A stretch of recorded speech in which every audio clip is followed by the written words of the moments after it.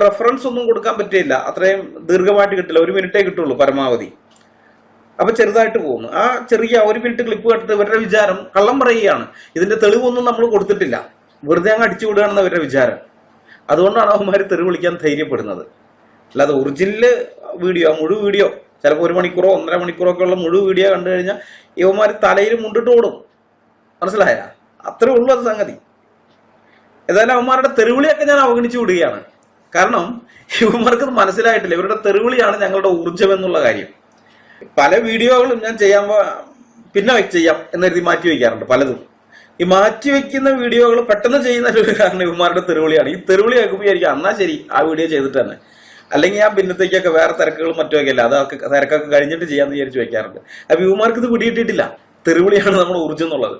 അതുപോലെ തന്നെ ഞാനെന്തോ പുതിയ ആളാണെന്നാണ് ഇവരുടെ വിചാരം. ഈ ഫീൽഡിലേക്ക് ഞാൻ പുതിയ ആളാണെന്നാണ് വിചാരം. അവരുടെ കമന്റ് ഒക്കെ നോക്കിയാൽ അറിയാം, വളരെ ബോഡി ഷെയ്മിങ് ഉണ്ട്, കളറിന്റെ പേര്, നിറത്തിന്റെ പേര് പറഞ്ഞിട്ടുള്ള ഷെയ്മിങ്, ഇതെല്ലാം ഉണ്ട്. ഞാനിതെല്ലാം കണ്ട് ആസ്വദിക്കുകയാണ്. കാരണം ഇതിനൊക്കെയുള്ള മറുപടി ഓരോന്നോരോന്നായിട്ട് വീഡിയോ ആയിട്ട് തരാമെന്ന് വിചാരിക്കുന്നു. ഇവരുടെ ഈ തെറിവിളിയാണ് ഞങ്ങളുടെ ഊർജ്ജം എന്ന് പറഞ്ഞല്ലോ. ട്രൂത്ത് ഫൈറ്റേഴ്സ് എന്ന കൂട്ടായ്മ രൂപപ്പെട്ടു വരുന്നതിൽ ഇവന്മാരുടെ തെറിവിളിക്ക് ഒരു പ്രധാന പങ്കുണ്ട്. 10-15 കൊല്ലം മുമ്പ് ഖുർആനിൽ നിന്നും ഹദീസുകളിൽ നിന്നുമുള്ള തെളിവുകൾ വെച്ച് ഞാൻ ഫേസ്ബുക്കിൽ ഇസ്ലാമിക വിഷയങ്ങൾ പോസ്റ്റ് ചെയ്യാൻ തുടങ്ങിയപ്പോൾ അന്ന് എന്നെ ഏറ്റവും ശക്തമായി എതിർത്തിരുന്നത് ക്രിസ്ത്യാനികളായിരുന്നു. അവർ ഖുർആന് ഹദീസുകളൊന്നും വായിച്ചിട്ടില്ല. 15 കൊല്ലം മുമ്പത്തെ കാര്യം പറയുന്നത്. അതുകൊണ്ട് തന്നെ ഞാൻ എഴുതുന്നത് സത്യമല്ല എന്നായിരുന്നു അവരുടെ വിചാരം. കാരണം ഒരു മതത്തിന്റെ പ്രമാണ ഗ്രന്ഥങ്ങൾക്കകത്ത് ഇതുപോലെയുള്ള വൃത്തികേടുകൾ ഉണ്ടാകുമോ എന്നായിരുന്നു അവർ ചിന്തിച്ചത്. അവർക്കാകെ പരിചയമുള്ളത് ബൈബിളാണല്ലോ. അപ്പൊ അതുപോലെ തന്നെ മറ്റു ഗ്രന്ഥങ്ങളും. അപ്പൊ ഇങ്ങനെയുള്ള വൃത്തികേടുകൾ ഉണ്ടാവില്ല എന്ന് അവർ വിചാരിച്ചേ. അപ്പൊ ഞാൻ പറയുന്നത് ശരിയാണ്, ഞാൻ ടൈപ്പ് ചെയ്തിടുന്നത് ഇത് ശരിയാണ്, സത്യമാണെന്ന് തെളിയിക്കാൻ വേണ്ടി സ്ക്രീൻഷോട്ട് ഇടുന്ന ഓപ്ഷൻ ഒന്നും ഫേസ്ബുക്കിൽ അന്നില്ല. പിന്നീടാണ് ആ അപ്ഡേറ്റ് വരുന്നത്.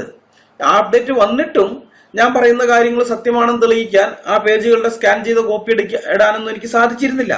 കാരണം ഞാൻ അന്ന് ഉപയോഗിച്ചുകൊണ്ടിരുന്നത് 2G സിമ്മാണ്. 2G സിമ്മിലാണ് ഈ കളിയെല്ലാം. ഒരു പോസ്റ്റോ കമന്റോ ഇട്ടാൽ പോലും അത് പബ്ലിഷ് ആയി വരാൻ കുറെ സമയം എടുക്കും. ബട്ടൺ കറങ്ങിക്കൊണ്ടിരിക്കും, അത് നോക്കിക്കൊണ്ടിരിക്കണം. അപ്പൊ ആ സ്ഥിതിയിൽ ഒരു സ്കാൻ ചെയ്ത ഇമേജ് അപ്ലോഡ് ചെയ്യാൻ പറ്റില്ല. അതുകൊണ്ട് തന്നെ ഞാൻ പറയുന്നത് സത്യമാണ് തെളിയിക്കാൻ റെഫറൻസ് നമ്പർ കൊടുക്കുക എന്നുള്ളതല്ലാതെ പേജ് സ്കാൻ ചെയ്തിടാനോ അല്ലെങ്കിൽ ആ സ്ക്രീൻഷോട്ട് ഇടാനോ ഒന്നും എനിക്ക് പറ്റിയിരുന്നില്ല. സ്വാഭാവികമായും ക്രിസ്ത്യാനികള് ഞാൻ പറയുന്നത് സത്യമാണെന്ന് അന്ന് ചിന്തിച്ചിരുന്നില്ല.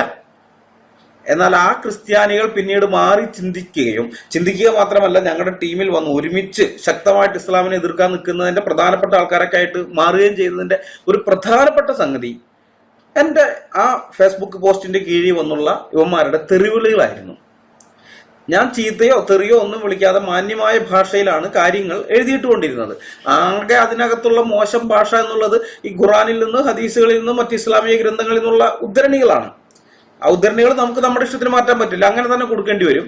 അപ്പൊ അത് വായിക്കുമ്പോൾ പലർക്കും തോന്നും എന്തൊരു തെറിയാ ഇവൻ എഴുതി വിടുന്നതെന്നൊക്കെ തോന്നും. അതിലിപ്പോ എനിക്കൊന്നും ചെയ്യാൻ പറ്റുന്നില്ല. അങ്ങനെ ഉണ്ടായിരുന്നത്.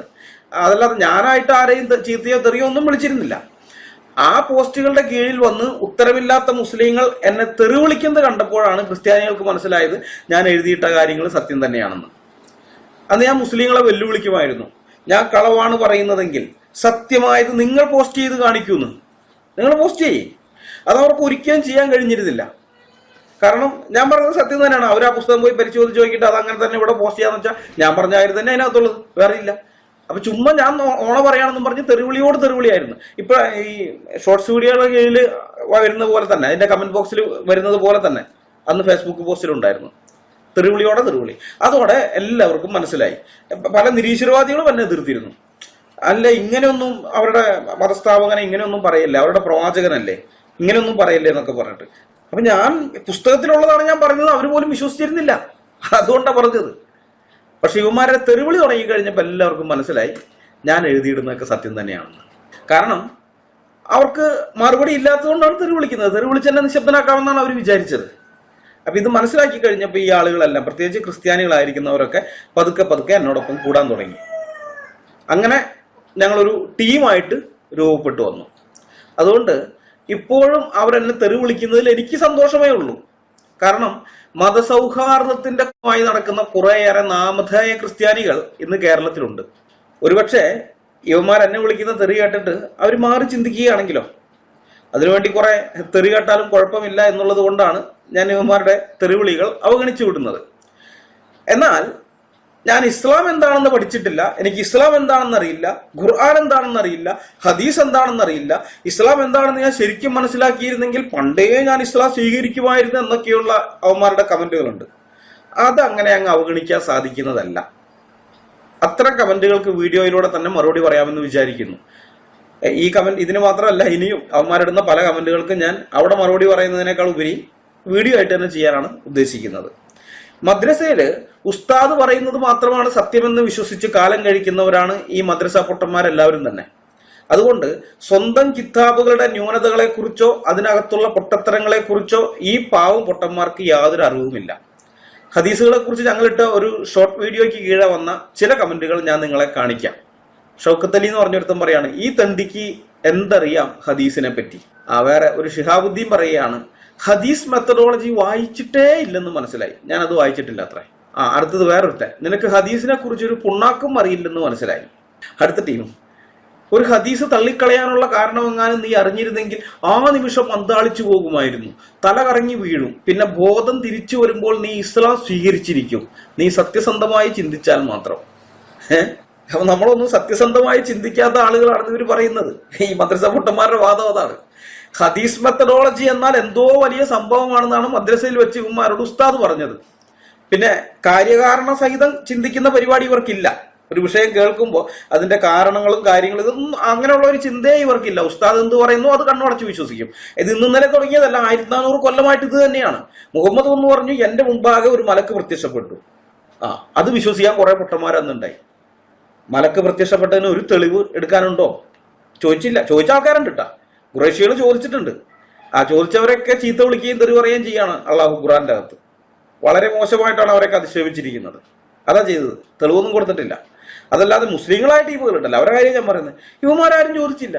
മുഹമ്മദിനോട് എനിക്കിപ്പോൾ ഒരു വഹി വന്നു, എന്താ തെളിവ്? മലക്ക് വന്നു എന്നുള്ളതിന് എന്തെങ്കിലും ദൃക്സാക്ഷി ഉണ്ടോ? ഒരു രണ്ടാമതൊരു സാക്ഷി? മുഹമ്മദ് എന്ന് പറയുന്ന ഒറ്റ മനുഷ്യൻ പറയുന്നത് മാത്രമാണ് ഇവരുടെ വേദവാക്യം, വേറെ ഒന്നുമില്ല. അയാൾ എന്ത് പറയുന്നു അതൊക്കെ അങ്ങനെ തന്നെ കണ്ണുടച്ച് വിശ്വസിക്കാം. ആ പാറ്റേണാണ് ഇന്നും തുടർന്നു പോരുന്നത്. ഉസ്താദ് എന്ത് പറയുന്നു അത് തന്നെ സത്യം, അങ്ങനെ തന്നെ വിശ്വസിക്കും. അപ്പോ ഈ ഹദീസ് മെത്തഡോളജിയെ കുറിച്ച് ഉസ്താദ് മദ്രസയിൽ വെച്ച് വലിയ കാര്യങ്ങളൊക്കെ പറഞ്ഞു കൊടുത്തത് ഉമ്മാർ അതൊക്കെ സത്യമാണെന്ന് വിചാരിച്ചിരിക്കുകയാണ്. അതുകൊണ്ടാണ് ഇവിടെ വന്നിട്ട് ഇങ്ങനെ തള്ളുന്നത്. എൻ്റെ മുസ്ലിം സുഹൃത്തുക്കളെ, നിങ്ങൾ വിചാരിക്കുന്നത് പോലെ നിങ്ങളുടെ രണ്ടാം പ്രമാണമായ ഹദീസ് അത്ര വലിയ സംഗതിയൊന്നുമല്ല. ഹദീസ് മെത്തഡോളജി എന്ന് പറയുന്നത്, അല്ലെങ്കിൽ ഹദീസ് നിദാന ശാസ്ത്രം എന്നൊക്കെ പറയുന്നത് മഹാ കോമഡിയാണ്. ഇതൊന്നും ആദ്യകാലത്ത് ഉണ്ടായിരുന്നില്ല. ഈ ബുഖാരിയും മുസ്ലിമും തിർമിദിയും ഇബ്നു മാജയും അബൂദാവൂദും നസായിയും ഒക്കെ ഹദീസ് ശേഖരിക്കുന്ന സമയത്ത് നിങ്ങൾ ഈ പറയുന്ന ഹദീസ് മെത്തഡോളജി ഒന്നും ഉണ്ടായിരുന്നില്ല. അതൊക്കെ പിൽക്കാലത്തെ ഇസ്ലാമിക പണ്ഡിതന്മാർ ഉണ്ടാക്കിയെടുത്ത ഉഡായിപ്പുകളാണ്. ഹദീസ് നിദാന ശാസ്ത്രത്തിന്റെ പൊള്ളത്തരം മുസ്ലിങ്ങൾ തിരിച്ചറിഞ്ഞിരുന്നെങ്കിൽ അന്താളിച്ചു പോവുകയല്ല ചെയ്യുക, ചിലപ്പോൾ അന്ത്യശ്വാസം തന്നെ ഒലിച്ചു പോകും. ഇത്രയും നാളും എന്നെ പമ്പര വിഡ്ഢിയാക്കിയല്ലോ എന്ന് ഓർത്തിട്ട്, എന്നെ മാത്രമല്ല എൻ്റെ ഉപ്പാന്റെ തലമുറയായിട്ട് ഞങ്ങളെ പമ്പര വിഡ്ഢികളാക്കിയല്ലോ എന്ന് ഓർത്തിട്ട് ചിലപ്പോൾ അന്ത്യശ്വാസം വലിച്ചു പോകും. അമ്മാതിരിയാക്കിയല്ലോ എന്ന് ഓർത്തിട്ട് ചിലപ്പോൾ അന്ത്യശ്വാസം വലിച്ചു പോകും. അമ്മാതിരി ഉടായിപ്പാണ് ഈ ഹദീസ് നിദാന ശാസ്ത്രം എന്ന് പറയുന്നത്. സ്വഹീഹായ ഹദീസുകൾ ശേഖരിക്കുന്നതിന് ഇവർ പറയുന്നത് പോലെയുള്ള ഒരു മാനദണ്ഡം ഒന്നും ഉണ്ടായിരുന്നില്ല. അങ്ങനെ മാനദണ്ഡം വെച്ചുള്ള പരിശോധനയാണ് അവർ ഉപയോഗിച്ചിരുന്നതെങ്കിൽ ആ പരിശോധനയുടെ അടിസ്ഥാനത്തിലാണ് ഹദീസുകളെല്ലാം ശേഖരിച്ചിരുന്നത് വിചാരിക്കുക. മുഹമ്മദിന് ശേഷം 240 കൊല്ലം കഴിഞ്ഞ് ബുഖാരി വരുന്നു. ഒരാൾ 30ാമത്തെ വയസ്സിൽ അടുത്ത തലമുറയെ ജനിപ്പിച്ചു എന്ന് കരുതിയാൽ പോലും 8ാമത്തെ തലമുറയിലാണ് ബുഖാരി വരുന്നതെന്ന് സാരം. ബുഖാരി തനിക്ക് കിട്ടിയ വിവരത്തിന്റെ ആധികാരികത പരിശോധിക്കാൻ വേണ്ടി ഇടയിലുള്ള എല്ലാവരുടെയും സത്യസന്ധത എത്രമാത്രം ഉണ്ടെന്ന് അന്വേഷിക്കുന്നു. 6 ലക്ഷം ഹദീസുകളിൽ നിന്നും വെറും 7000 ചില്ലാനും മാത്രം ഹദീസുകൾ എടുത്ത് അദ്ദേഹം ബാക്കിയുള്ളതൊക്കെ തള്ളിക്കളയുകയാണ്. അതിനുശേഷം ഇമാം മുസ്ലിം വരുന്നു. ബുഖാരിക്ക് ശേഷം ഒരു 40 കൊല്ലങ്ങൾക്ക് ശേഷം 280 ആ കാലഘട്ടത്തിൽ, ഹിജ്റ 280 കാലഘട്ടത്തിൽ, അതായത് 9ാമത്തെ തലമുറയിൽ പുള്ളിയും 6 ലക്ഷത്തോളം ഹദീസുകൾ പരിശോധിക്കുന്നു. പരിശോധനയിൽ ഇമാം ബുഖാരിക്ക് സത്യസന്ധരായി തോന്നിയ പലരും കള്ളന്മാരാണെന്ന് ഇമാം മുസ്ലിമിന് മനസ്സിലാകുന്നു. മുസ്ലിം അവരെയൊക്കെ തള്ളുന്നു. കൂടാതെ ബുഖാരി കള്ളന്മാരാണെന്ന് പറഞ്ഞ് തള്ളിയ പല ആൾക്കാരും സത്യസന്ധരാണെന്നും മുസ്ലിമിന് മനസ്സിലാകുന്നു. അവരുടെയൊക്കെ ഹദീസുകൾ മുസ്ലിം സ്വീകരിക്കുന്നു. അതിനുശേഷം അടുത്ത കൂട്ടർ വരുന്നു. ഇബ്നു മാജയും തിർമിദിയും അബൂദാവൂദും നസായിയും ഒക്കെ 10ാം തലമുറയ്ക്ക് ശേഷം 300 കൊല്ലം ഹിജ്റ 300-ന് ശേഷം അവർ വരുന്നു. ഇവരും ഈ 6 ലക്ഷം ഹദീസുകൾ പരിശോധിക്കുന്നു. പരിശോധനയിൽ ബുഖാരിക്കും മുസ്ലിമിനും സത്യസന്ധരായി തോന്നിയ പലരെയും കള്ളന്മാരെന്ന് മുദ്രകുത്തി ഇവരിൽ ചിലർ തള്ളിക്കളയുന്നു. അതുപോലെ ബുഖാരിക്കും മുസ്ലിമിനും കള്ളന്മാരായി തോന്നിയ പലരെയും കള്ളന്മാരല്ല എന്ന് കണ്ട് അവരുടെ ഹദീസുകൾ അവർ സ്വീകരിക്കുന്നു. മനസ്സിലായ? അങ്ങനെയാണ് ഉണ്ടായിട്ടുള്ളത്. അപ്പൊ ഇവര് പറയുന്നത് പോലെയുള്ള ഹദീസ് നിദാന ശാസ്ത്രം അനുസരിച്ച് സ്വഹീഹായ ഹദീസുകളെ തെരഞ്ഞെടുക്കുകയായിരുന്നു അവർ ചെയ്തതെങ്കിൽ, ഒരേ മാനദണ്ഡം തന്നെയാണ് എല്ലാ ഹദീസ് സമാഹർത്താക്കളും ഉപയോഗിച്ചിരുന്നതെങ്കിൽ എല്ലാവർക്കും കിട്ടുന്ന ഹദീസുകളും ഒന്ന് തന്നെ ആയിരിക്കും എന്നതിൽ സംശയത്തിന് അവകാശമില്ല. എന്നാൽ അങ്ങനെയല്ല ഉണ്ടായത്. ഹദീസുകൾ സ്വീകരിക്കുന്നതിന് നിയതമായ ഒരു മാർഗരേഖ അവർക്കുണ്ടായിരുന്നില്ല എന്ന് വ്യക്തമാണ്. അതുകൊണ്ടാണ് ഓരോരുത്തർ തങ്ങൾക്ക് ഇഷ്ടമുള്ള ഹദീസുകൾ സ്വീകരിച്ചതും തങ്ങൾക്ക് ഇഷ്ടമുള്ള ഹദീസുകൾ തള്ളിയതും, അല്ലെങ്കിൽ ഇഷ്ടമില്ലാത്ത ഹദീസുകൾ തള്ളിയതും. ഇങ്ങനെ ചില ആൾക്കാരുടെ മനോബോധത്തിനൊത്തവണ്ണം തള്ളേണ്ടതും കൊള്ളേണ്ടതുമാണോ മുസ്ലിങ്ങളെ നിങ്ങളുടെ പ്രമാണങ്ങൾ? ആണോ? ഇതാണ് എൻ്റെ ഒന്നാമത്തെ ചോദ്യം. തീർന്നില്ല, വേറൊരു കാര്യം കൂടിയുണ്ട്. മാലിക് മുവാത്ത എന്ന് പറഞ്ഞൊരു സംഭവമുണ്ട്. മാലിക് മുവാത്ത സത്യത്തിൽ ബുഖാരിക്ക് മുമ്പേ ഹദീസ് ശേഖരിച്ചത് ഇമാം മാലിക്കാണ്. അദ്ദേഹത്തിന്റെ ഹദീസ് സമാഹരണം അറിയപ്പെടുന്നത് മാലിക് മുവാത്ത എന്ന പേരിലാണ്. ഇന്നുള്ള മുസ്ലിങ്ങളിൽ ബഹുഭൂരിപക്ഷവും മാലിക് മുവാത്തയെ അംഗീകരിക്കുന്നില്ല. അതിന്റെ കാരണം മുഹമ്മദിനെ കുറിച്ച് മാലിക് മുവാത്തയിലുള്ള വിവരണങ്ങൾ ഇന്നത്തെ പരിഷ്കൃത സമൂഹത്തിന് മുമ്പിൽ അവതരിപ്പിക്കാൻ കൊള്ളില്ല എന്നുള്ളത് കൊണ്ടാണ്. ഇമാം ബുഖാരി പോലും മാലിക് മുവാത്തയിലെ പല ഹദീസുകളും മയപ്പെടുത്തിയാണ് തന്റെ ഹദീസ് സമാഹാരത്തിൽ ചേർത്തിരിക്കുന്നത്. മനസ്സിലായോ? മയപ്പെടുത്തിയത്. ഈ മയപ്പെടുത്തിയത് ഇങ്ങനെയാണെങ്കിൽ, ബുഖാരിയിലൊക്കെ ഇപ്പം നമ്മൾ കാണുന്ന സാധനമുണ്ടല്ലോ, മയപ്പെടുത്തിയത് അങ്ങനെയാണെങ്കിൽ മയപ്പെടുത്താത്തത് എങ്ങനെയായിരിക്കുന്നത് നിങ്ങൾ ഊഹിച്ചാൽ മതി. അപ്പൊ നിങ്ങൾക്ക് പിടികിട്ടും. ഈ മാലിക് മുവാത്തയെ കുറിച്ച് CN അഹമ്മദ് മൗലവി തന്റെ സഹീഹ് ബുഖാരിയുടെ മുഖവുരയിൽ എഴുതിയിരിക്കുന്നത് ഇങ്ങനെയാണ്: ഇന്ന് നമ്മുടെ കയ്യിലുള്ള ഹദീസ് ഗ്രന്ഥങ്ങളിൽ ഏറ്റവും പഴക്കമുള്ളത് ഇമാം മാലിക്കിന്റെ മുവാത്തയാണ്. ആ ഗ്രന്ഥം അദ്ദേഹം രചിച്ചത് മദീനയിൽ വെച്ചാണ്. ചരിത്രകാരന്മാരുടെ കണക്കനുസരിച്ച് മദീനയിൽ 12,000 സ്വഹാബികൾ ഉണ്ടായിരുന്നു. വിവിധ ആവശ്യങ്ങൾക്കായി അവരിൽ 2,000 പേർ പുറത്തു പോയിരുന്നു. കഴിച്ച് 10,000 പേർ മദീനയിൽ തന്നെയാണ് ഉണ്ടായിരുന്നത്. തിരുമേനിയുടെ നിർദ്ദേശങ്ങളെയും ചർച്ചകളെയും കുറിച്ച് സൂക്ഷ്മജ്ഞാനം ഉണ്ടായിരിക്കുക ഈ മദീനക്കാർക്ക് തന്നെയാണ്. ഇതെല്ലാം കൂടി ഓർത്ത് ഇമാം മാലിക് മദീനയിൽ തന്നെ താമസമാക്കി. തിരുമേനിയുടെ വാക്കുകളും ചര്യകളും അങ്ങേയറ്റ സൂക്ഷ്മതയോടെ അന്വേഷിച്ചറിഞ്ഞ് രേഖപ്പെടുത്തിക്കൊണ്ടിരുന്നു. അവസാനം അദ്ദേഹത്തിന് ആകെ ശേഖരിച്ചെടുക്കാൻ കഴിഞ്ഞത് എത്ര ഹദീസുകളാണ്? ഏതാണ്ട് 300 ഹദീസുകൾ മാത്രം. ഇമാം മാലിക് ജീവിച്ചതോ 86 കൊല്ലവും, ഹിജ്റ 90 മുതൽ 179 വരെ. CN അഹമ്മദ് മൗലവി സ്വഹീഹ് ബുഖാരിയുടെ മുഖവുര, പേജ് 91. 86 കൊല്ലം മദീനയിൽ തന്നെ ജീവിച്ചിരുന്ന ഇമാം മാലിക്കിന് തന്റെ 86 വർഷത്തെ ജീവിതത്തിൽ ആകെ ശേഖരിക്കാൻ കഴിഞ്ഞത് 300ഓളം ഹദീസുകൾ മാത്രം. ഈ 10,000ഓളം സ്വഹാബിമാരെയൊക്കെ കണ്ടിട്ട് അദ്ദേഹത്തിന് 86 കൊല്ലം കൊണ്ട് ശേഖരിക്കാൻ കഴിഞ്ഞത് 300ഓളം ഹദീസുകൾ മാത്രം. പക്ഷെ അതിനും 10-60 കൊല്ലം കഴിഞ്ഞ് അറേബ്യൻ ഉപഭൂഖണ്ഡത്തിന് പുറത്തു നിന്നും വന്ന ബുഖാരി ശേഖരിച്ചതോ 6 ലക്ഷത്തോളം ഹദീസുകൾ.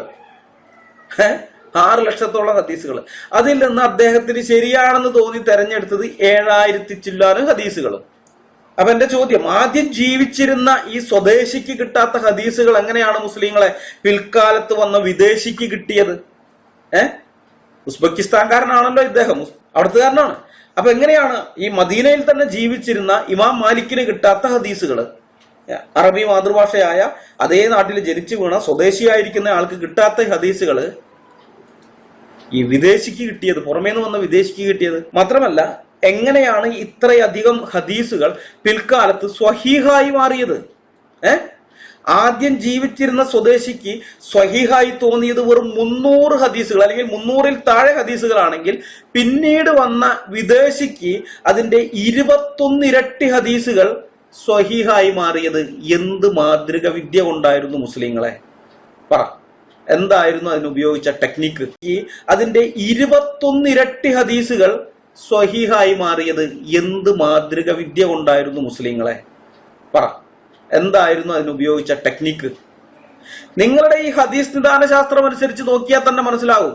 സ്വഹീഹായി നിങ്ങൾ കൊണ്ടു നടക്കുന്ന ബുഖാരിയും മുസ്ലിമും പോലും വിശ്വസിക്കാൻ പറ്റില്ല, തള്ളിക്കളയേണ്ടി വരുമെന്ന്. സ്വഹീഹിന്റെ ഗതി ഇതാണെങ്കിൽ മറ്റുള്ളവയുടെ കാര്യം, സുനാനായിരിക്കുന്നവയുടെ കാര്യമൊന്നും പ്രത്യേകിച്ച് പറയേണ്ടതില്ലല്ലോ. ഈ ഹദീസ് ദാനശാസ്ത്രത്തിലെ ഒരു പ്രധാന കാര്യമാണ് കള്ളം പറയുന്നവർ റിപ്പോർട്ട് ചെയ്യുന്ന ഹദീസുകൾ സ്വീകരിക്കാനോ ആ ഹദീസുകൾ മറ്റുള്ളവരോട് പറയാനോ അല്ലെങ്കിൽ മറ്റുള്ള ആൾക്കാരോട് പോയിട്ട് റിപ്പോർട്ട് ചെയ്യാനോ പാടില്ല എന്നുള്ളത്. കളവ് പറയുന്നവരെ മാറ്റി നിർത്തി വിശ്വസ്തരിൽ നിന്ന് മാത്രമേ ഹദീസുകൾ റിപ്പോർട്ട് ചെയ്യാവൂ എന്ന തലക്കെട്ടിൽ സ്വഹീഹ് മുസ്ലിമിന്റെ ആമുഖത്തിൽ നൽകിയിരിക്കുന്ന ഹദീസ് ഇങ്ങനെയാണ്: മുഗീറത്ത് ഇബ്നു ശുഅബ നിവേദനം. നബി പറഞ്ഞു, കളവാണെന്ന് താൻ മനസ്സിലാക്കുന്ന ഒരു ഹദീസ് ഒരാൾ റിപ്പോർട്ട് ചെയ്താൽ അവനും കള്ളന്മാരിൽപ്പെട്ടവനാണ്. സ്വഹീഹ് മുസ്ലിം വാല്യം 1 പേജ് 59-60. ഈ ഹദീസ് അനുസരിച്ച് പ്രമുഖ ഹദീസ് സമാഹർത്താവായ ബുഖാരി കള്ളനാണെന്നും അക്കാരണത്താൽ ബുഖാരിയിലുള്ള ഒറ്റ ഹദീസും വിശ്വാസയോഗ്യമല്ല എന്നും തെളിയിക്കാനായിട്ട് സാധിക്കും. സഹീഹ് ബുഖാരി വോളിയം 7 ബുക്ക് 64 ഹദീസ് നമ്പർ 268. സുന്ന.കോമിൽ പോയി കഴിഞ്ഞ് നിങ്ങൾ നോക്കിയാൽ സുന്ന.കോമിൽ സഹീഹ് ബുഖാരി 5355 ഹദീസ്. അബൂ ഹുറൈറ നിവേദനം. പ്രവാചകൻ പറഞ്ഞു, ഒരാൾ സമ്പന്നനായിരിക്കുമ്പോൾ നൽകുന്ന ദാനമാണ് ഏറ്റവും നല്ല ദാനം. കൊടുക്കുന്ന കൈയാണ് എടുക്കുന്ന കൈയേക്കാൾ നല്ലത്. എന്ന് വെച്ചാൽ ഇത് ബൈബിളിൽ നിന്നുള്ള കോപ്പിയടിയാണ്. കർത്താവായ യേശു ക്രിസ്തു പറഞ്ഞിട്ടുള്ളതാണ്, വാങ്ങുന്നതിനേക്കാൾ കൊടുക്കുന്നത് ഭാഗ്യം എന്ന് പറഞ്ഞിട്ടുള്ളത് അപ്പോസ്തല പ്രവൃത്തിയിൽ പൗലോസ് അപ്പോസ്തലനെ ഉദ്ധരിക്കുന്നുണ്ട്. ആ സംഗതി തന്നെയാണ് ഇത് എടുത്തിരിക്കുന്നത് ഇവിടെ. അപ്പൊ കൊടുക്കുന്ന കൈയാണ് എടുക്കുന്ന കൈയേക്കാൾ നല്ലത്. നിങ്ങളുടെ ആശ്രിതർക്ക് പിന്തുണ നൽകാൻ നിങ്ങൾ ആദ്യം തുടങ്ങണം. എന്ന് വെച്ച് കഴിഞ്ഞാൽ നിങ്ങൾ ആശ്രയിച്ചിട്ട് ഇരിക്കുന്ന നിങ്ങളുടെ ഭാര്യമാര്, മക്കള്, പിന്നെ വെപ്പാട്ടിമാര്, ദാസന്മാര്, ദാസിമാര്, ഇങ്ങനെയുള്ളവർ, അല്ലെങ്കിൽ അടിമകൾ, അടിമ സ്ത്രീകൾ, അടിമ പുരുഷന്മാരായിരിക്കുന്ന ആൾക്കാർ, ഇങ്ങനെയുള്ളവർക്ക് നിങ്ങൾ കൊടുത്തു തുടങ്ങണം. അവരെ നിന്ന് എടുക്കുകയല്ല, അവർക്ക് നിങ്ങൾ കൊടുത്തു തുടങ്ങണം. ഈ ഹദീസ് അബൂ ഹുറൈറ പറഞ്ഞു കഴിഞ്ഞതിന് ശേഷം എന്തുണ്ടായിന്ന് വെച്ചാൽ അവിടെ ഭയങ്കര പ്രശ്നം ഉണ്ടായി. അവിടെ ആളുകൾ കുടുംബനാഥന്മാരോട് അല്ലെങ്കിൽ യജമാനന്മാരോട് അടിമകൾ ചോദിക്കാൻ തുടങ്ങി. ഭാര്യ പറയുകയാണ്, ഒന്നുകിൽ എനിക്ക് ഭക്ഷണം നൽകണം, അല്ലെങ്കിൽ എന്നെ വിവാഹമോചനം ചെയ്യണം. മര്യാദയ്ക്ക് തീറ്റ പോലും ഭാര്യമാർക്ക് കൊടുത്തിരുന്നില്ല. മനസ്സിലായി? അത് ഓർക്കണം. അവർ എനിക്ക് ഭക്ഷണം നൽകണം, അല്ലെങ്കിൽ വിവാഹമോചനം ചെയ്യണം. ഇത് തന്നെ അടിമകൾ ഇത് തന്നെയാണ് പറയുന്നത്, എനിക്ക് ഭക്ഷണം തരൂ, എന്റെ സേവനം ആസ്വദിക്കൂ, ഭക്ഷണം തന്നു കഴിഞ്ഞതിന് ശേഷം ഞാൻ നിങ്ങളെ സേവിച്ചോളാം. അതുപോലെ മകനും പറയുകയാണ് ബാപ്പായോട്, മകൻ പറയാണ്, എനിക്ക് ഭക്ഷണം തരൂ, നിങ്ങൾ എന്നെ ആർക്ക് വിട്ടുകൊടുക്കുന്നു എന്ന് വെച്ച് കഴിഞ്ഞാൽ ഭക്ഷണം ഇല്ലാത്തതുകൊണ്ട് വിൽക്കുകയാണ്, മക്കളെയൊക്കെ അടുത്ത ആൾക്കാർക്ക് കൊടുക്കുന്ന പരിപാടി, അതൊക്കെ നിർത്താനൊക്കെ പറയുന്നത്. അപ്പൊ ഇതാകെ പ്രശ്നമായി കഴിഞ്ഞപ്പോൾ ആൾക്കാർ വന്നിട്ട് അബൂ ഹുറൈറയോട് ചോദിക്കുകയാണ്, അബൂ ഹുറൈറ, അള്ളാഹുവിന്റെ ദൂതനിൽ നിന്ന് നിങ്ങൾ ഇത് കേട്ടിട്ടുണ്ടോ? ഈ ഹദീസ് മുഹമ്മദ് പറഞ്ഞത് തന്നെയാണോ? അള്ളാഹുവിന്റെ ദൂതൻ ഈ ഹദീസ് പറയുന്നത് നിങ്ങൾ കേട്ടിട്ടുണ്ടോ? അവൻ പറഞ്ഞു, അബൂ ഹുറൈറ പറയുകയാണ്, ഇല്ല, ഇത് എൻ്റെ തന്നെ സ്വയത്തിൽ നിന്നാണ്. എന്ന് വെച്ചാൽ ഈ ഹദീസ് വാങ്ങുന്നതിനേക്കാൾ കൊടുക്കുന്നത് ഭാഗ്യമെന്ന് കർത്താവ് പറഞ്ഞിരിക്കുന്ന കാര്യം പൗലോസ് ഉദ്ധരിച്ചിട്ടുള്ളത് അബൂ ഹുറൈറ പഴയ യഹൂദനായിരുന്നല്ലോ. അപ്പൊ അബൂ ഹുറൈറ അത് ഉദ്ധരിക്കുകയാണ്. ആ സാധനം കോപ്പി അടിച്ചിട്ട് മുഹമ്മദിന്റെ പേരിൽ പറഞ്ഞതാണ്. പിടിയിട്ടിയ അബൂ ഹുറൈറ കള്ളനായിരുന്നു, അതുകൊണ്ടാണ് കള്ളത്തരം പറഞ്ഞത്. മുഹമ്മദ് പറയാത്ത കാര്യം മുഹമ്മദിന്റെ പേരിൽ പറഞ്ഞിരിക്കുകയാണ്. ഈ ഹദീസ് തുടങ്ങുന്നത് എങ്ങനെയാണ്? നിങ്ങൾ നോക്ക്. അബൂ ഹുറൈറ തുടങ്ങുന്നത് ദ പ്രോഫറ്റ് സെറ്റ് എന്ന് പറഞ്ഞുകൊണ്ടാണ്. ഖാല റസൂലുള്ളാഹി, അള്ളാഹുവിന്റെ റസൂല് പറഞ്ഞു, പ്രോഫറ്റ് സെറ്റ് എന്ന് പറഞ്ഞുകൊണ്ടാണ്. എന്നാൽ ജനത്തിന് സംശയം വന്നു, അബൂ ഹുറൈറ, താങ്കൾ ഇത് അള്ളാഹുവിന്റെ അപ്പോസ്തലിൽ നിന്ന് കേട്ടുവോ എന്ന് ചോദിച്ചപ്പോൾ അബൂ ഹുറൈറ പറയാണ്, no, it is from my own self. അത് ഞാൻ എൻ്റെ കയ്യിൽ നിട്ടതാണ്, എൻ്റെ സ്വന്തമാണ്, എൻ്റെ സ്വയത്തിൽ നിട്ടതാണ്. അതായത് അബൂ ഹുറൈറ സ്വന്തമായി ചമച്ചുണ്ടാക്കിയ ഹദീസാണിത്. മനസ്സിലായോ? സ്വന്തമായി ചമച്ചുണ്ടാക്കിയ ഹദീസ്. നബിയുടെ പേരിൽ അബൂ ഹുറൈറ കള്ളം കെട്ടിച്ചമച്ചു എന്ന് വ്യക്തമായി മനസ്സിലാക്കിയിട്ടും ബുഖാരി ഇത് തന്റെ സമാഹാരത്തിൽ, ഹദീസ് സമാഹാരത്തിൽ ചേർത്തിരിക്കുന്നു. അതുകൊണ്ടാണല്ലോ നമുക്കിത് വായിച്ച് മനസ്സിലാക്കാൻ പറ്റിയത്. ഇത് മാത്രമല്ല, അബൂ ഹുറൈറയുടെ ധാരാളം ഹദീസുകളുണ്ട്. അപ്പൊ ഹദീസ് നിദാന ശാസ്ത്രം അനുസരിച്ച് അബൂ ഹുറൈറ മാത്രമല്ല, കളവായ ഹദീസ് റിപ്പോർട്ട് ചെയ്ത ബുഖാരിയും കള്ളനാണ്. കാരണം മുഹമ്മദ് പറഞ്ഞിട്ടുണ്ട്, കളവാണെന്ന് തെളിഞ്ഞ ഒരു ഹദീസ് ആരെങ്കിലും റിപ്പോർട്ട് ചെയ്താൽ അവനും കള്ളന്മാരി പെട്ടവനാണ്, അവരുടെ കൂട്ടത്തിലുള്ളവനാണ്. ഇത് മുഹമ്മദ് പറഞ്ഞതാണ്. അങ്ങനെ വരുമ്പോൾ ബുഖാരിയും കള്ളനാണ്. തീർന്നില്ല, വേറൊരു ഹദീസ് നോക്കാം. അബൂ ഹുറൈറ പറയുന്നു, ആപത്തുകൾ മൂലം അനുഭവപ്പെടുന്ന ക്ലേശങ്ങളിൽ നിന്നും, പരാജയം അനുഭവപ്പെടുന്നതിൽ നിന്നും, വിധിയുടെ തിന്മ ബാധിക്കുന്നതിൽ നിന്നും, ശത്രുക്കൾ സന്തുഷ്ടരാകുന്ന സാഹചര്യങ്ങൾ ഉടലെടുക്കുന്നതിൽ നിന്നും കാത്തുരക്ഷിക്കുവാനായി തിരുമേനി അള്ളാഹുവിനോട് പ്രാർത്ഥിക്കാറുണ്ടായിരുന്നു. ഈ ഹദീസിന്റെ റാവികളിൽ ഒരാളായ, റാവികൾ എന്ന് പറയുന്നത് ചെയിൻ ഓഫ് റിപ്പോർട്ടേഴ്സിൽ വരുന്ന റിപ്പോർട്ടുകൾ ഇത് ചെയ്യുന്ന ഹദീസ്, കാരണം ഇത് തലമുറകൾ 8-9 തലമുറയിലാണല്ലോ ഓരോരുത്തരൊക്കെ ഇത് ശേഖരിക്കുന്നത്. അപ്പൊ ഇടയിൽ കുറെ ആൾക്കാരുണ്ട്. അവൻ പറയാണ്, എന്നോട് ഇന്ന ആള് പറഞ്ഞു, അവൻ പറയണം എന്നോട് ഇന്ന ആള് പറഞ്ഞു. ഇങ്ങനെ പുറകോട്ട് പോയിട്ട് അവസാനത്ത് മുഹമ്മദിൽ എത്തിക്കുകയാണ് ചെയ്യുന്നത്. അപ്പൊ ഇടയിലുള്ള ടീമുകൾ, അതിലൊരാളാണ് സുഫിയാൻ പറയുകയാണ്, 3 കാര്യങ്ങളിൽ നിന്ന് രക്ഷിക്കാൻ തിരുമേനി പ്രാർത്ഥിച്ചിരുന്നത് മാത്രമാണ് ഹദീസിലുള്ളത്. ഒറിജിനൽ ഹദീസില് ഈ പുള്ളിക്ക് സുഫിയാൻ ഇത് കേട്ട് കഴിഞ്ഞപ്പോൾ അതിനകത്തുള്ളത് 3 കാര്യങ്ങളിൽ നിന്ന് രക്ഷിക്കാൻ വേണ്ടി തിരുമേനി പ്രാർത്ഥിച്ചിരുന്നത് മാത്രമാണ് ഹദീസിലുള്ളത്.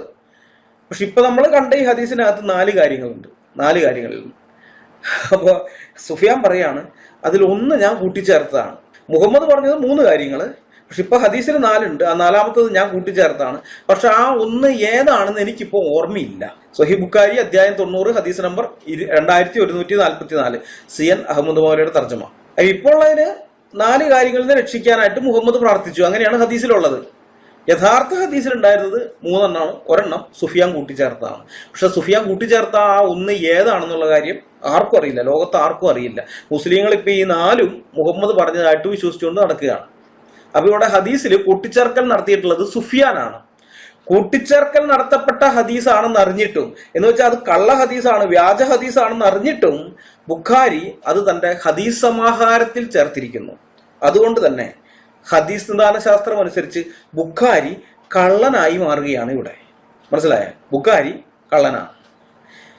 ഇനി അബൂ ഹുറൈറ മുഹമ്മദിന്റെ പേരിൽ കള്ളം പറയുന്നുണ്ടെന്ന് ജനങ്ങൾ തന്നെ പറഞ്ഞിരുന്നു എന്ന കാര്യം സ്വഹീഹ് മുസ്ലിമിൽ റിപ്പോർട്ട് ചെയ്തിട്ടുണ്ട്. അത് നോക്കിക്കോ. അബൂ റസീൻ നിവേദനം. ഒരിക്കൽ അബൂ ഹുറൈറ ഞങ്ങളിലേക്ക് പുറപ്പെട്ടു. അദ്ദേഹം തന്റെ കൈകൊണ്ട് സ്വന്തം നെറ്റിയിൽ അടിച്ചുകൊണ്ട് പറഞ്ഞു, ഞാൻ അള്ളാഹുവിന്റെ റസൂലിന്റെ മേൽ കളവ് പറയുന്നുവെന്ന് നിങ്ങൾ പറഞ്ഞുവല്ലോ. അങ്ങനെ നിങ്ങൾ നല്ലവരും ഞാൻ ദുർമാർഗിയുമായിരിക്കാൻ അറിയുക. ഞാൻ സാക്ഷിയാകുന്നു, റസൂൽ പറയുന്നതായി ഞാൻ കേട്ടു, നിങ്ങളിൽ ഒരാളുടെ ചെരുപ്പിന്റെ ഒരു പട്ട മുറിഞ്ഞാൽ അത് നന്നാക്കാതെ മറ്റേ ചെരുപ്പ് മാത്രമായി നടക്കരുത്. സഹീഹ് മുസ്ലിം വാല്യം 3 ഭാഗം 37 ഹദീസ് നമ്പർ 69. സുന്ന.com പോയിട്ട് സഹീഹ് മുസ്ലിം എടുത്താൽ 2098 ഹദീസ്. അപ്പൊ ഇവിടെ അബൂ ഹുറൈറ സ്വന്തം തലയ്ക്കടിച്ചുകൊണ്ട് പറയുന്നത് കണ്ടോ? ഞാൻ അള്ളാഹുവിന്റെ റസൂലിന്റെ മേൽ കളവ് പറയുന്നുവെന്ന് നിങ്ങൾ പറഞ്ഞുവല്ലോ എന്നാണ് വിലപിക്കുന്നത്. മുഹമ്മദിന്റെ പേരിൽ കളവ് പറഞ്ഞുകൊണ്ട് അല്ലെങ്കിൽ കളവായ ഹദീസുകൾ പറയുന്ന ആളാണ് അബൂ ഹുറൈറ. അതുകൊണ്ടാണ് നാട്ടുകാർ അങ്ങനെ ഒരു ആരോപണം പറഞ്ഞത്. ഇതിന്റെ പശ്ചാത്തലം കൂടി നിങ്ങൾ മനസ്സിലാക്കണം. ആദ്യകാലത്ത് ഈ യുദ്ധം ചെയ്യാൻ പ്രാപ്തിയുള്ള സമയത്തൊക്കെ ഇവർ പോയിട്ട് യുദ്ധം ചെയ്യുകയും കൊള്ളമുതൽ പിടിച്ചെടുക്കുകയും മറ്റുമൊക്കെ ചെയ്തിരുന്നു. അങ്ങനെ കൊള്ളമുതലൊക്കെ ഇതാക്കി അടിമ സ്ത്രീകളെയും കിട്ടും, ഒട്ടകങ്ങളെ കിട്ടും, കുതിരകളെ കിട്ടും, പിന്നെ മറ്റു വസ്തുവകൾ, പടത്തൊപ്പിയും സ്വർണം പലതും ഇവർക്ക് യുദ്ധം മുതലിന്റെ ഇതായിട്ട് ഗനീമത്തായിട്ട് ഇവർക്ക് കിട്ടിയിട്ടുണ്ട്. അങ്ങനെയൊക്കെയുള്ള ഒരു കാലം ഉണ്ടായിരുന്നു. പക്ഷെ പ്രായമായി, അബൂ ഹുറൈറയ്ക്കൊക്കെ പ്രായമായി. ഈ കിട്ടിയൊന്നും സമ്പാദിച്ചു വെക്കുന്ന ശീലമില്ല, വീട്ടുകൾ ഇതൊക്കെ ചെലവാക്കി കളയായിരുന്നു. അപ്പൊ അബൂ ഹുറൈറയ്ക്കൊക്കെ പ്രായമായി കഴിഞ്ഞു കഴിഞ്ഞപ്പോൾ യുദ്ധത്തിന് പങ്കെടുത്തിട്ട് ചിലർ കിട്ടാൻ വകുപ്പില്ല. അപ്പൊ പുള്ളി ചെയ്ത പരിപാടിയാണ് ഹദീസുകൾ പറഞ്ഞു, ജനങ്ങളുടെ ഹദീസുകൾ അറിയിച്ചു കൊടുക്കുന്നു. അപ്പൊ മതാധ്യാപകൻ എന്നുള്ള നിലയിൽ എന്തെങ്കിലും തിന്നാൻ കിട്ടും, അല്ലെങ്കിൽ ഭക്ഷണം എന്തെങ്കിലുമൊക്കെ കിട്ടുക, ഭക്ഷണ കൂലി എന്തെങ്കിലുമൊക്കെ കിട്ടുമല്ലോ. അപ്പൊ പിന്നെ പുള്ളിയുടെ ജീവിതം അങ്ങനെയായിരുന്നു, ഹദീസ് പറഞ്ഞു കൊടുത്തുകൊണ്ട് ജീവിക്കുന്നു. അപ്പൊ കൂടുതൽ ചില്ലറ കിട്ടാൻ വേണ്ടി സ്വന്തം കയ്യിൽ നിന്ന് ഹദീസ് എടുത്തിട്ട് ഇങ്ങനെ അങ്ങ് പറയാണ്, നാട്ടുകാരോട് പറയുകയായിരുന്നു. അങ്ങനെയാണ് കയ്യിൽ നിന്ന് ഹദീസ് ഇടുന്ന പരിപാടി ഇദ്ദേഹം തുടങ്ങുന്നത്. ഇദ്ദേഹം മാത്രമല്ല, ബാക്കിയുണ്ട്. അത് ഇവന്മാർ ഇനിയും ചൊറിയാണെന്നുണ്ടെങ്കിൽ ഞാനത് വേറെ വീഡിയോ ആയിട്ട് ചെയ്യാം. എങ്ങനെയാണ് വ്യാജ ഹദീസുകളെല്ലാം രൂപപ്പെട്ടു വന്നത്, അതിന്റെ പശ്ചാത്തലം എന്താണെന്നൊക്കെ ഉള്ളത്. ഇവർ ചൊറിയാണെന്നുണ്ടെങ്കിൽ, അല്ലാന്നുണ്ടെങ്കിൽ ഇപ്പൊ അത് പ്രധാന വിഷയമായിട്ട് ഞാൻ കരുതുന്നില്ല. നമുക്ക് അതിനേക്കാളും പ്രധാനപ്പെട്ട പലതും കൂടെ പറയാനുണ്ട്. അത് അതിനു വേണ്ടിയുള്ള സമയം ഇതിനു വേണ്ടി കളയണ്ടെന്ന് വെച്ചിട്ടാണ്. പക്ഷെ ഒരു ചൊറിയാണെങ്കിൽ നിവൃത്തിയില്ല, ഞാൻ എടുക്കാം. അപ്പോ മുഹമ്മദ് തന്നെ പറഞ്ഞിരിക്കുന്നത് എന്താണ്? മുഹമ്മദ് പറഞ്ഞത് എന്റെ മേൽ കളവ് പറയുന്നവരെ കാത്തിരിക്കുന്നത് നരകാഗ്നിയാണ്, അവൻ നരകത്തിലൊരു ഇരിപ്പിടം ഒരുക്കിക്കൊള്ളട്ടെ എന്നാണ് മുഹമ്മദ് വേറെ അടുത്ത് പറഞ്ഞിട്ടുള്ളത്. അങ്ങനെയുള്ള ഒരുവൻ പറഞ്ഞ ഹദീസുകളാണ് ബുഖാരിയിലും മുസ്ലിമിലും മറ്റെല്ലാ ഹദീസ് സമാഹാരങ്ങളിലും കൂടുതലായിട്ടുള്ളത്. ഈ അബൂ ഹുറൈറയുടെ ഹദീസുകളൊക്കെ ഏറ്റവും കൂടുതൽ അബൂ ഹുറൈറ ആണെന്നാണ് ഹദീസുകൾ വന്നിരിക്കുന്നത്. ഇത് എന്നിട്ട് ആയിഷ ചോദ്യം ചെയ്യുന്നുണ്ട്. ആയിഷ ചോദ്യം ചെയ്യുന്നത്, നിനക്ക് ഇത്രമാത്രം ഹദീസ് എവിടെ നിന്ന് കിട്ടി? അപ്പൊ അബൂ ഹുറൈറ പറയുന്നുണ്ട്, വിശ്വാസികളുടെ മാതാവേ, താങ്കൾ മറ്റുള്ള സ്ത്രീകളുമായിട്ട് പരദൂഷണം പറഞ്ഞും മറ്റുമൊക്കെ ഇരുന്ന സമയത്ത് അവരുടെ പരദൂഷണം മാത്രമല്ല, തലമുടി ചെയ്യുന്ന കാര്യമൊക്കെ പറയുന്നത്, പേൻ നോക്കിയും തലമുടി ചെയ്യുകയും പരദൂഷണവും പറഞ്ഞൊക്കെ ഇരുന്ന സമയത്ത് ഞാൻ നബിയോട് കൂടെ തന്നെ നടന്ന് ഇതെല്ലാം കേട്ട് പഠിക്കുകയായിരുന്നു എന്നാണ് അബൂ ഹുറൈറ തിരിച്ചു പറയുന്ന മറുപടി. ഓക്കെ, അപ്പൊ ഇങ്ങനെയുള്ളൊരു വ്യക്തി ആയതുകൊണ്ടാണ് അബൂ ഹുറൈറയിൽ നിന്ന് ധാരാളം ഹദീസുകൾ വന്നിരിക്കുന്നത്. എന്നാൽ നാട്ടുകാർ പറയുന്നത് അബൂ ഹുറൈറ മുഹമ്മദിന്റെ പേരിൽ കളവ് കെട്ടിച്ചമച്ച് പറയുന്ന ആളാണ്. മാത്രമല്ല, ചോദ്യം ചെയ്യുന്ന സമയത്ത് ചില ഹദീസുകളുടെ കാര്യത്തിൽ ചോദ്യം ചെയ്യുമ്പോണ്ട് ഈ അബൂ ഹുറൈറ തന്നെ പറയുന്നുണ്ട്, ഇല്ല നബി അങ്ങനെ പറഞ്ഞിട്ടില്ല, ഞാനിത് എന്റെ കയ്യിൽ നിന്ന് എടുത്തിട്ട് പറഞ്ഞതാണ് എന്നൊക്കെ. മനസ്സിലായ? സഹീഹ് ബുഖാരി 5355 ഹദീസ് നമ്മൾ കണ്ടല്ലോ, സുന്ന.comലത്തെ. കയ്യിൽ നിന്ന് എടുത്തിട്ട് പറയാണ്. അപ്പോൾ അബൂ ഹുറൈറ മുഹമ്മദിന്റെ പേരിൽ കളവ് കെട്ടിച്ചമച്ച് പറയുന്ന ആളായിരുന്നു എന്നറിഞ്ഞിട്ടും ആ കളവ് ബുഖാരി അങ്ങനെ തന്നെ റിപ്പോർട്ട് ചെയ്തിരിക്കുന്നു. സുഫിയാൻ ഹദീസിൽ കൂട്ടിച്ചേർക്കൽ നടത്തിയെന്ന് മനസ്സിലാക്കിയിട്ടും ബുഖാരി അത് തന്റെ ഹദീസ് സമാഹാരത്തിൽ ചേർത്തിരിക്കുന്നു. അബൂ ഹുറൈറ മുഹമ്മദിന്റെ പേരിൽ കള്ളം കെട്ടിച്ചമച്ച് പറയുന്നവനാണെന്ന് ജനങ്ങൾ പറഞ്ഞിട്ടും മുസ്ലിം അത് രേഖപ്പെടുത്തിയിരിക്കുന്നു. അപ്പൊ എന്താണ് ഇത് നമുക്ക് മനസ്സിലാക്കാൻ പറ്റുന്നത്? കളവാണെന്ന് താൻ മനസ്സിലാക്കുന്ന ഒരു ഹദീസ് ഒരാൾ റിപ്പോർട്ട് ചെയ്താൽ അവനും കള്ളന്മാരിൽ പെട്ടവനാണ് എന്ന ഹദീസ് അനുസരിച്ച്, അല്ലെങ്കിൽ നബി വചനം അനുസരിച്ച്, മുഹമ്മദിന്റെ വചനം അനുസരിച്ച് ഇവിടെ ബുഖാരിയും മുസ്ലിമും കള്ളന്മാരാണ്. അബൂ ഹുറൈറ മാത്രമല്ല, സുഫിയാൻ മാത്രമല്ല, ഇവരും കള്ളന്മാരാണ്. ഇബ്നു അബ്ബാസും അതുകൊണ്ട് ഇബ്നു അബ്ബാസ് കള്ളനാണെന്ന് നിർവഹിക്കുന്ന വേറെ ഹദീസ് ഉണ്ട്. ഇഷ്ടംപോലെ ഉണ്ട്. ഇവന്മാരുടെ എല്ലാ പണ്ഡിതന്മാര് കള്ളന്മാരാണ്.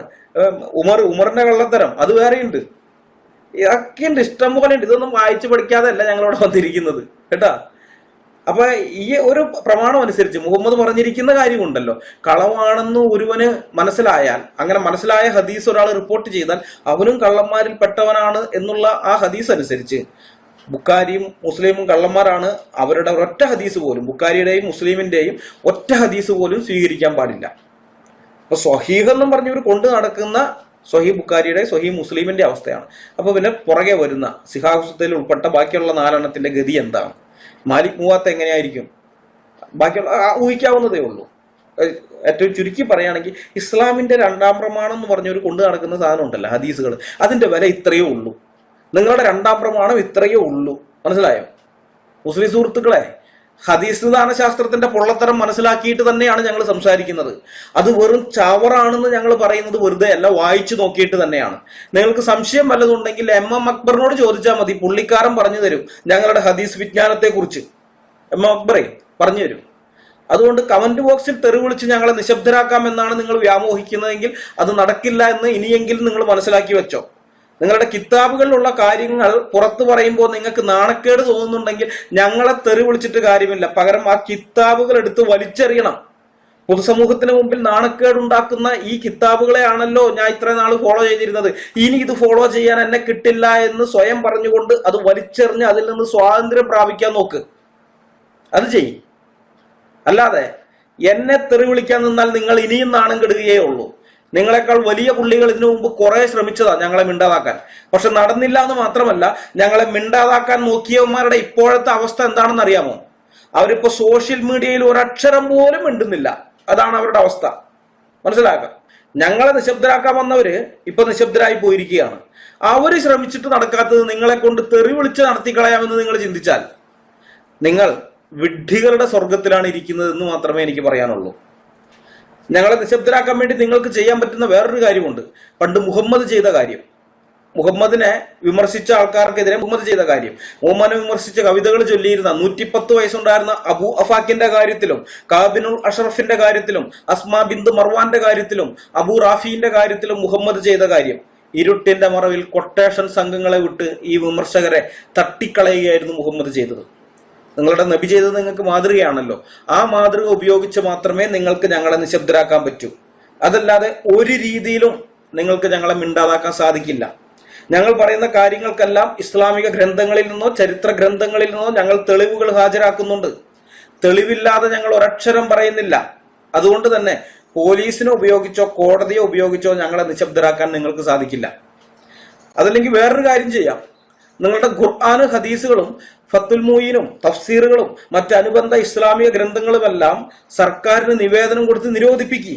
ഇതൊക്കെ ഞങ്ങളുടെ നബിയെ അപമാനിക്കുന്നതാണ്, ഞങ്ങളുടെ ഈമാനിന് ഇത് കോട്ടം വരുത്തുന്നതാണ്, ഞങ്ങളുടെ ദീനിനെ അവഹേളിക്കുന്ന ഗ്രന്ഥങ്ങളാണ് ഇതൊക്കെയെന്നും പറഞ്ഞുകൊണ്ട് ഖുർആൻ അടക്കമുള്ള സകലതിനെയും നിങ്ങൾ നിരോധിപ്പിക്കുക. അങ്ങനെ സർക്കാർ ആ പുസ്തകങ്ങളെല്ലാം നിരോധിച്ചു കഴിഞ്ഞാൽ പിന്നെ ഞങ്ങൾക്ക് ആ പുസ്തകങ്ങളിൽ നിന്ന് എന്തെങ്കിലും ഉദ്ധരിച്ചുകൊണ്ട് വീഡിയോ ചെയ്യാനോ ഫേസ്ബുക്ക് പോസ്റ്റുകളൊന്നും ഇടാനോ പറ്റില്ല. അത് നിയമലംഘനമാകും. നിരോധിച്ച പുസ്തകങ്ങളിൽ നിന്ന് ഞങ്ങൾ ഉദ്ധരിച്ചാൽ അത് നിയമലംഘനമാകും. അങ്ങനെ വരുമ്പോൾ ഞങ്ങളെ അറസ്റ്റ് ചെയ്ത് വിചാരണ നടത്തി നിങ്ങൾക്ക് ശിക്ഷിക്കാൻ പറ്റും. പക്ഷേ ആ പുസ്തകങ്ങളൊന്നും നിരോധിക്കാത്ത കാലത്തോളം ഞങ്ങൾ ആ പുസ്തകങ്ങളിൽ നിന്ന് ഉദ്ധരിച്ചുകൊണ്ട് 10,000 വീഡിയോകൾ ചെയ്താലും നിങ്ങൾക്ക് ഞങ്ങളെ ഒന്നും ചെയ്യാൻ പറ്റില്ല. വെറുതെ മിണ്ടാണ്ട് കേട്ടിരിക്കാനേ നിങ്ങളെ കൊണ്ട് പറ്റൂ. അത് ഇനിയെങ്കിലും മനസ്സിലാക്കിക്കോ. നിങ്ങൾ തെറി വിളിച്ചാലോ ഭയപ്പെടുത്തിയാലോ നിശബ്ദരാകുന്നവരല്ല ഞങ്ങൾ. വില കൂടിയ ഈന്തപ്പഴവും ഫ്ലൈറ്റ് ടിക്കറ്റും കിട്ടിയാൽ നിങ്ങളുടെ സ്റ്റേജുകളിൽ കയറി വന്ന് നിങ്ങൾക്ക് വേണ്ടി ഓശാന പാടുന്ന നാമധേയ ക്രിസ്ത്യാനികളുടെ കൂട്ടത്തിലും ഞങ്ങളെ ഉൾപ്പെടുത്തണ്ട. നിങ്ങൾ അങ്ങനെയുള്ള ക്രിസ്ത്യാനികളെയൊക്കെ കണ്ടിട്ടുള്ളൂ. അലക്സാണ്ടർ ജേക്കബിനെ പോലെയും ഹൂർലോസിനെ പോലെയും ഒക്കെയുള്ള, തേലക്കാടിനെ പോലെയുള്ളവരെയൊക്കെ നിങ്ങൾ കണ്ടിട്ടുള്ളൂ. ഒറിജിനൽ ക്രിസ്ത്യാനികളെ നിങ്ങൾ ഇതുവരെ കണ്ടിട്ടില്ല. അതിന്റെ കുഴപ്പം നിങ്ങൾക്ക്. ഞങ്ങൾ സത്യത്തിന് വേണ്ടി നിലകൊള്ളുന്ന ക്രിസ്തുവിന്റെ സാക്ഷികളാണ്. അവസാനം വരെ ഞങ്ങൾ അങ്ങനെ തന്നെ ആയിരിക്കുകയും ചെയ്യും. ഞങ്ങളുടെ ദൈവം അതിന് ഞങ്ങളെ സഹായിക്കും. മനസ്സിലായോ? ഈ വീഡിയോ ഞാൻ ഇവിടെ അവസാനിപ്പിക്കുകയാണ്. അടുത്ത വീഡിയോയുമായി വരുന്നതുവരെ എല്ലാവരെയും കർത്താവായ യേശു ക്രിസ്തു കാത്തു സൂക്ഷിക്കുമാറാകട്ടെ. അവിടുത്തെ വിലയേറിയ നാമം മാത്രം എന്നും എന്നേക്കും വാഴ്ത്തപ്പെടട്ടെ. ആമേൻ.